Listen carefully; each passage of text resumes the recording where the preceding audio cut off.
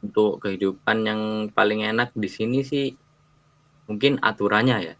Aturannya di sini, enak gitu, kayak santai. Jadi kita mau kemana mana itu ada fasilitasnya lengkap, terus kayak berasa di dunia lain gitu.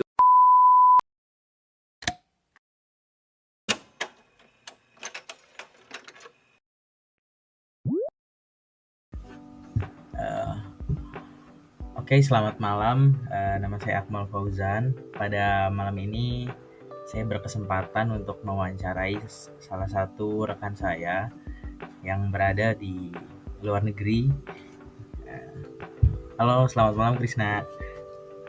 Selamat malam, selamat sore di waktu Rusia. Oke, ya, oke. Terima kasih ya udah meluangkan sedikit waktu untuk saya wawancari hari ini. Eh, Boleh diperkenalkan dulu, Kak Krisna? Oke, perkenalkan nama saya Krisna Jawara Nur Maulana, bisa dipanggil Krisna atau Jawara. Terus saya sekarang mahasiswa S1 di Moscow Aviation Institute Rusia, jurusan teknik penerbangan. Wow, Gila. cukup fantastik ya. Eh, Oke, saya mau sedikit sharing dan bertanya-tanya nih eh, terkait keadaannya di Rusia, kemudian bagaimana pendidikannya di sana. Pertanyaan pertama yang bakal saya lontarkan yaitu apa sih yang bikin tertarik eh, Krisna ini buat melanjutkan kuliah di Rusia? Pertama kan kita lihat Rusia itu negara yang overpower. Nah, itu suatu ketertarikan bagi saya untuk lanjut di kuliah di Rusia, dan Rusia salah satu negara yang teknologinya maju, mengembangkan di sisi ekonomi, teknologi maupun di geopolitik juga maju, dan di sektor pendidikan juga maju, dan itulah salah satu keinginan saya untuk melanjutkan di Rusia, kuliah di Rusia itu. Oke, Dan ya banyak juga yang kita lihat, mungkin kayak dari kemodernisasinya, dari situ yang membuat saya tertarik untuk melanjutkan di Rusia ini yang lebih lebih lebih lagi. oke. Untuk selanjutnya gimana sih prosesnya yang dilalui buat dapetin beasiswa ke Rusia ini? Prosesnya pertama itu waktu itu saya tahun 2022 kalau nggak salah. Tapi saya penerima beasiswa Rusia, eee, pemerintah Rusia tahun 2022. Tapi untuk, pendaftarannya itu dibuka setiap 1 tahun sebelum kita menerima beasiswa tersebut. Jadi kayak saya pendaftar itu mulai akhir tahun 2021 sekitar bulan September sampai Desember itu pembukaan pendaftaran, dan itu ada tahap 2 seleksi. Pertama itu kita seleksi berkas, yang kedua kita seleksi wawancara. Habis kita diselesai wawancara itu nanti ada yang namanya penempatan. Penempatan kamu bakal diterima di salah satu universitas yang kita pilih. Ya, pertama kan kita di aplikasi tersebut kita suruh pilih 6 universitas, dan di penempatan itu kita bakal ditentuin di sekitar bulan Maret atau April 2022 itu baru ditentuin di universitas mana kita akan melanjutkan studi di Rusia. Dan waktu September kemarin tahun 2022 saya berangkatlah ke Rusia ini. Itu Wah, jadi ada 2 seleksi wawancara. ya, cukup panjang dan rumit ya untuk perjalanannya. Iya. Oke, terus untuk selanjutnya, kira-kira apa sih tantangan terbesar yang dihadapi selama proses aplikasi beasiswa ini? Tantangan terbesar itu ya sebenarnya biaya sih, biaya biaya hidup kan. Beasiswa Rusia ini kan cuma mencangkup biaya pendidikan kan, untuk transportasi ke Rusia dan lain sebagainya itu ditanggung untuk diri sendiri. Dan proses aplikasinya itu juga kita harus medical check up, yang ketika itu biaya medical check up waktu masa-masa Covid kan itu mungkin lumayan besar untuk kita mengeluarkan untuk biayanya. Jadi menurut saya ya, waktu yang kendala saya ketika proses aplikasi, kalau dokumen insya Allah mudah ya, kayak paspor, apa ijazah, transkrip nilai itu mudah dan gampang insya Allah selama nilainya memadai. Tapi yang menurut saya yang keberatan dari saya itu waktu pembayaran medical check up dan ini beasiswa juga bukan full funded, jadi kendala terbesar dalam aplikasi pendaftaran beasiswa ya biaya tersebut atau dana itu menurut saya. Ya, berarti untuk dana cukup besar ya yang dikeluarkan untuk. Ya, betul. Kemudian bisa nggak sih ceritain sedikit tentang program studi yang diambil sama universitas tempat belajar di Rusia? Untuk saya sendiri ambil jurusan teknik dirgantara atau teknik penerbangan, kayak membuat pesawat, desain pesawat seperti itu. Dan saya menempuh di Universitas Moscow Aviation Institute, jadi kayak universitas yang khusus di penerbangannya di Moskow-nya, di ibu kotanya. Jadi ya kayak kita membuat gimana desain pesawat terbang, terus gimana caranya kita membuat infrastruktur pesawat terbang menjadi lebih baik ke depannya, dan kita juga diajarin seperti untuk membangun yang namanya baut-baut kecil-kecil dari bagian kecil dari pesawat terbang, itu yang kita pelajari di universitas saya seperti itu. Cukup rumit ya, cukup tricky untuk prodi yang diambil ya. Ya, betul. Kemudian apa sih yang paling disukai dari kehidupan di Rusia sejauh ini? Untuk kehidupan yang paling enak di sini sih mungkin aturannya ya. Aturannya di sini enak gitu, kayak santai. Jadi kita mau kemana-mana itu ada fasilitasnya lengkap. Terus kayak berasa di dunia lain gitu. Kayak kalau kita di Indonesia ya, di Indonesia itu kan kita harus naik motor ataupun harus pembayaran tuh harus berupa cash dan di mana-mana. Tapi kalau di sini tuh semua itu transportasi itu terarah dan terkoordinir. Kayak ada metro, ada tramway, semua fasilitas lengkap.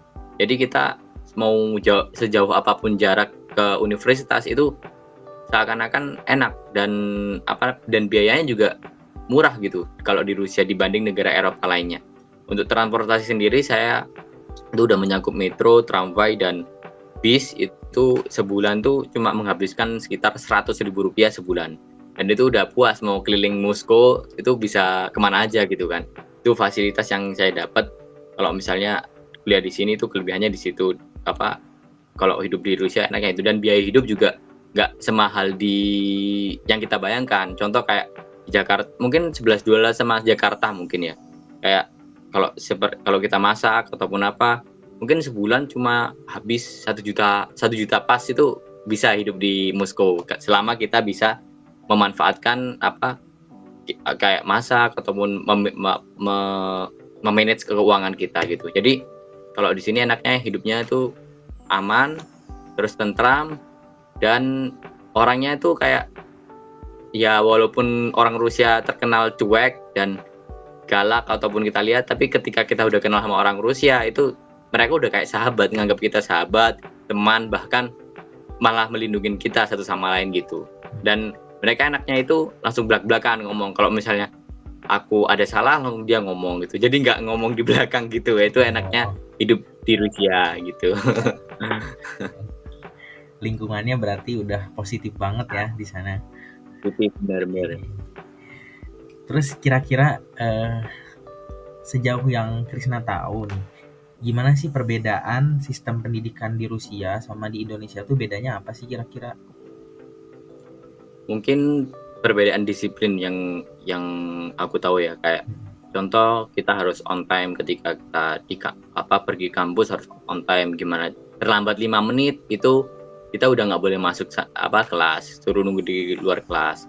Terus ini yang menjadi tantangan kalau misalnya kuliah di Rusia itu sistem pendidikan. Kalau misalnya mungkin di kuliah di Indonesia kan aku nggak tahu ya, tapi kalau di Rusia itu misal kita ada 13 mata kuliah atau mata pelajaran matkul ya kan.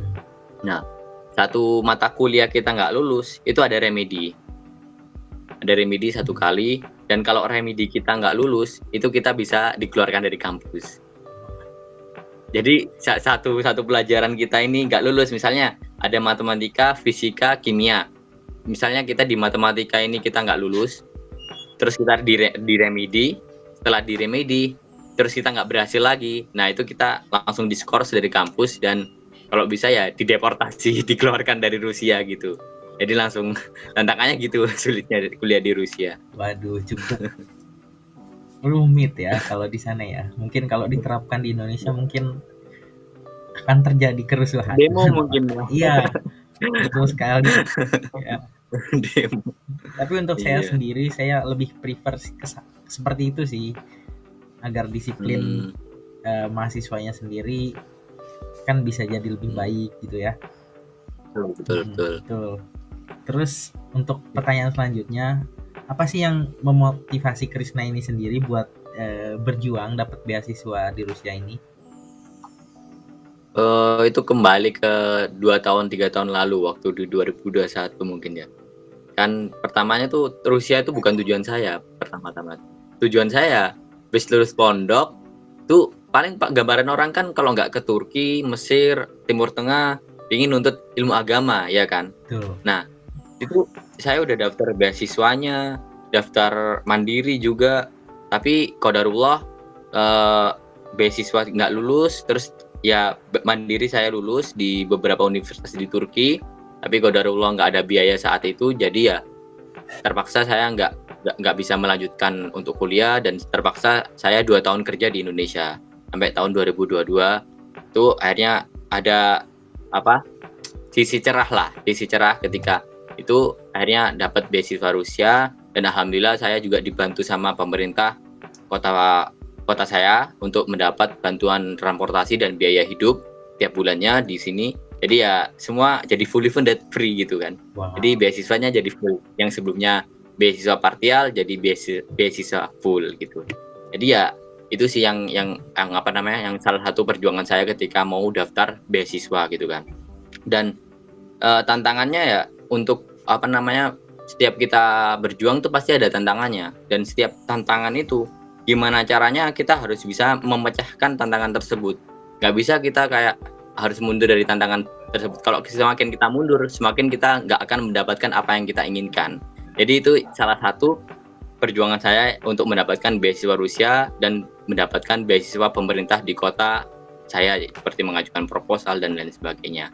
Jadi intinya jangan sampai kita itu minder dan putus asa untuk mendapatkan apa yang kita inginkan gitu. Wow, cukup hebat ya perjuangannya dari lika-liku, bagaimana sebelumnya ingin ke Timur Tengah, kemudian beralih menjadi ke Rusia. Wah, mungkin bisa jadi motivasi buat teman-teman sekalian yang memang berkeinginan buat ke luar negeri ataupun pengen dapat ilmu lebih di luar sana. Bisa betul. dengar Kak Krisna ini, oke. Mungkin cukup sekian aja untuk wawancara kali ini. Terima kasih banyak ya Krisna untuk meluangkan waktunya kali ini. Siap.